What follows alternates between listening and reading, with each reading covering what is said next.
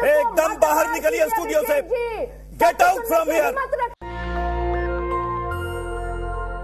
अगर आप बहुजन समाज से नेता, अभिनेता, प्रवक्ता या किसी पार्टी के स्पोक पर्सन के साथ किसी पार्टी को रिप्रेजेंट करने वाली महिला हैं, तो आपको जलील होना पड़ेगा, क्योंकि आपकी पार्टी से पहले आपकी जाति सामने आ जाती है। जाति को लेके किस तरीके से आज भी आजादी के 75 साल बाद भी लोगों को किस तरीके से जलील किया जाता है मनुवादी ब्राह्मणवादी विचारधारा के तहत, इस पर हम बात करेंगे। पहले बता दें कि टीवी अखबार में किस तरीके से जातिवाद अपनी चरम सीमा पर है। जातिवाद मनुवादी पत्रकार लगातार 24 के चुनाव को लेकर बीजेपी के स्पोक पर्सन बन गए हैं और लगातार बहुजन समाज के नेताओं को, अभिनेताओं को, प्रवक्ताओं को टीवी चैनल्स पे बाकायदा बुलाकर कैसे उनको बेइज्जत करते हैं, कैसे उनके ऊपर आरोप प्रत्यारोप लगाते हैं, क्योंकि पत्रकार नहीं अब चाटुकार बन गए हैं। बीजेपी के वो स्पोक पर्सन के रूप में काम करें। तमाम चैनल्स की लिस्ट आपके सामने गिना देंगे, लेकिन उसमें कोई ऐसा पत्रकार नहीं है जिसके अंदर जमीर जिंदा हो और वो सरकार से पूछ पाए कि भैया आपने 10 सालों में जनता का कितना विकास किया। वो पूछ पाए कि जनता के हालात बदतर कैसे होते जा रहे हैं, जनता के हालातों पे सरकार बात क्यों नहीं करती है। करोड़ों रुपए खर्च कर एक मंदिर तो बना देती है, लेकिन जब जनता अस्पताल मांगे, जब जनता नौकरी मांगे, जब जनता रोजगार मांगे, तो उन पर प्रशासन के द्वारा लाठियों की बरसात कराई जाती है। परिवारवाद पे देश के प्रधानमंत्री लगातार चिल्ला कर मंचों से विपक्षी नेताओं को घेरने का काम कर रहे हैं। जब उल्टा उनसे सवाल पूछा जाए परिवार पर कि भैया आपका परिवार कहाँ है, आपको किसने मना किया था फैमिली ना बनाने के लिए, आपको किसने कहा था कि परिवार मत बसाइए। ऐसे में स्मृति ईरानी भारतीय जनता पार्टी की कैबिनेट मंत्री, बाल विकास मंत्री उनको कहा जाता है। कहा इसलिए जाता है कि वो बाल और विकास महिलाओं को लेके उनकी सोच काफी रूढ़िवादी, काफी छोटी सोच है। जैसे जैसे महिलाओं के अधिकारों पर कोई भी कानून पास किया जाता है या कोई भी बिल पास किया जाता है, सबसे पहले विरोध करने लगती हैं मैडम ईरानी।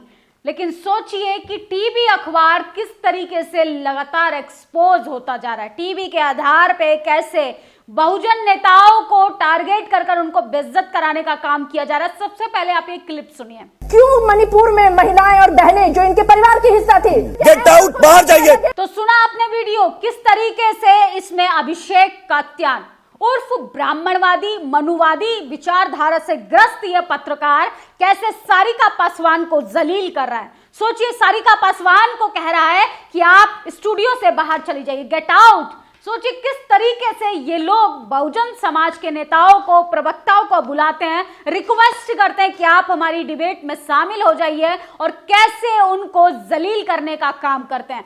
विस्तार से पूरी खबर बताएंगे कि स्मृति ईरानी ने बिहार के पूर्व मुख्यमंत्री को चारा चोर कह दिया। ऐसे में मैडम घिरती हुई सामने नजर आए। सारिका पासवान ने उन्हें उल्टा जवाब दे दिया। तब से जातिवादी मनुवादी पत्रकारों के पेट में लगातार दर्द हो रहा है। और दिलीप मंडल लिखते हैं, अभिषेक कात्यान बेहद बदतमीज एंकर है, उसकी वाणी से जाति का अहंकार फूट कर टपक रहा है। माननीय सारिका जी, इनको जी जी करके बात करना बंद कीजिए। और ये बदतमीजी से कैसे बोल रहा है, एकदम कुसंस्कारी है, परिवार ने अच्छी ट्रेनिंग नहीं दी इसको। सोचिए कैसे बहुजन महिला के साथ बदतमीजी की रही, वो भी एक नेशनल टेलीविजन पर। जी बिहार झारखंड नाम का ये चैनल कैसे अपने डिबेट शो के दौरान बहुजन महिला का अपमान करता है। ऐसे पत्रकार पर तो ST/SC एक्ट के तहत बहुजन महिला का अपमान करने के साथ साथ कैसे उनको गेट आउट कह रहे हैं, और कैसे जब उनसे सवाल पूछा जाता है मोदी पर निशाना साधते हैं, तो कैसे पत्रकारों को मिर्ची लगने लगती है। चाटुकार सवर्ण बेहुदा अभिषेक कात्यान अपनी जात का परिचय देते हुए इसको ये कैसे बर्दाश्त होगा कि एक दलित महिला सारिका पासवान RJD की जो नेता हैं, इतने कॉन्फिडेंट के साथ इनके सामने जवाब दे रही हैं। सोचिए, स्मृति ईरानी खुले मंच से नागपुर से कह रही थी बिहार के पूर्व मुख्यमंत्री लालू यादव को चारा चोर। क्या वो अपनी चोरी पर बात करेंगी? तमाम तरीके से लोग आरोप प्रत्यारोप लगा रहे हैं। हालांकि नेशनल दस्तक इस तरीके की निजी टिप्पणी का समर्थन नहीं करता है। उन पर पति चुराने का आरोप लगा, उनकी बेटी पर बीफ बेचने का और सप्लाई करने का आरोप लगा। सोचिए उन्होंने कैसे बहुजन समाज के बच्चे को, रोहित वेमुला को मरने के लिए मजबूर कर दिया था, कैसे सुप्रीमो मायावती का अपमान किया था। स्मृति ईरानी जी, आप भले ही बाल विकास मंत्री बन गई हो, लेकिन आपको अपना मंत्रालय संभालने के बजाय भारतीय जनता पार्टी के स्पोक पर्सन बनकर उनको बचाने का काम करें। परिवारवाद पर जब सवाल पूछा जाता है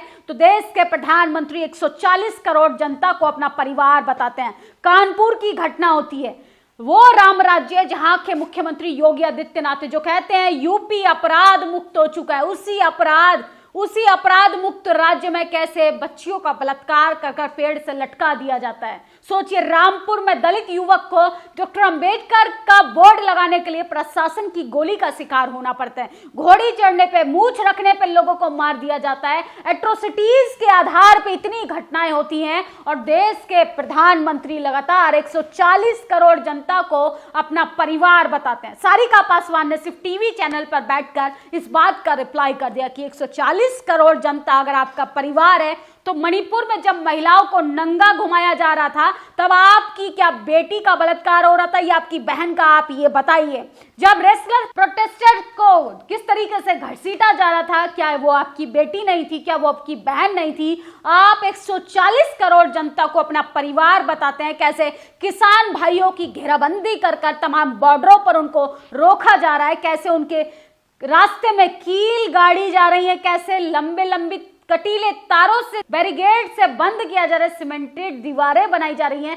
क्या ये है आपका परिवार के प्रति प्रेम? क्या ये है कि 140 करोड़ जनता को भुखमरी बेबसी की हालत में छोड़ दो? 80 करोड़ जनता को भारतीय जनता पार्टी राशन देने का काम करती है। अंदाजा लगाइए कि 10 साल में भारतीय जनता पार्टी के प्रधानमंत्री नरेंद्र मोदी ने 80 करोड़ लोगों को इस स्थिति में पहुंचा दिया कि वो राशन पर निर्भर हैं। आप सरकार से रोजगार मांगेंगे, सरकार से अस्पताल, कॉलेज, यूनिवर्सिटी मांगेंगे, सरकार से अपने उज्जवल भविष्य पे बात करेंगे तो सरकार से पहले, सरकार के मंत्रियों से पहले ये पत्रकार चाटुकार बढ़ चढ़कर उनका बचाव करेंगे। आजकल डिबेट में कुछ टीवी चैनल का कंपटीशन चल रहा है चाटुकारिता करने में। विपक्ष के सवालों पर जवाब सत्ता पक्ष के प्रवक्ताओं को देना चाहिए, लेकिन ये एंकर देते हैं, ये निहायत ही नीच व चाटुकार एंकर है। सोचिए किस तरीके से राहुल कत्यान जो है टीवी चैनल के एंकर अपने आप को कहते हैं, लेकिन इनके अंदर पेशेंस लेवल जरा कम नजर आ रहा है। बीजेपी पर सवाल हो रहा है, बीजेपी पर जवाब दे रही है बहुजन समाज की शेरनी सारिका पासवान। तो इनके पेट में दर्द हो गया कि आखिर बहुजन समाज के लोग जो हैं इतने कॉन्फिडेंट के साथ मनुवाद की पोल कैसे खोल सकते हैं।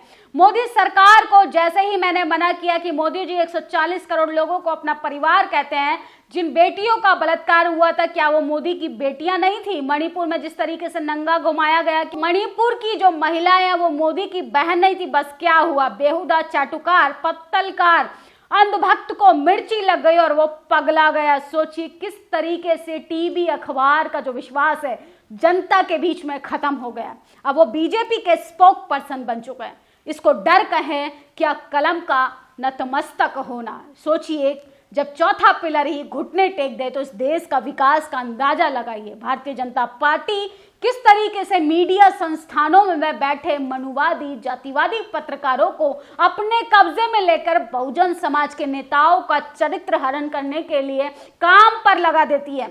प्रियंका देशमुख लिखती हैं, कल रात जब से वीडियो देखे हैं मेरे तलवा का लहर कपार पर चढ़ गया। खुलेआम दलित महिला को, सारिका पासवान को स्टूडियो में सबके सामने बदतमीजी कराई है। कत्यान और बाकी सारे प्रवक्ता मुख्य दर्शक बने हुए हैं। आखिर क्यों? क्या इसलिए क्योंकि बाकी सारे झा, सिंह, माधव और कुमार हैं? सोचिए बहुजन समाज की महिला को अपमानित करना कितना भारी पड़ेगा। भारतीय जनता पार्टी को 24 में बहुजन समाज को इस बात का जवाब देना चाहिए कि आपके नेताओं को, आपके पत्रकारों को, आपकी बहन बेटियों को किस तरीके से जलील किया जाता है।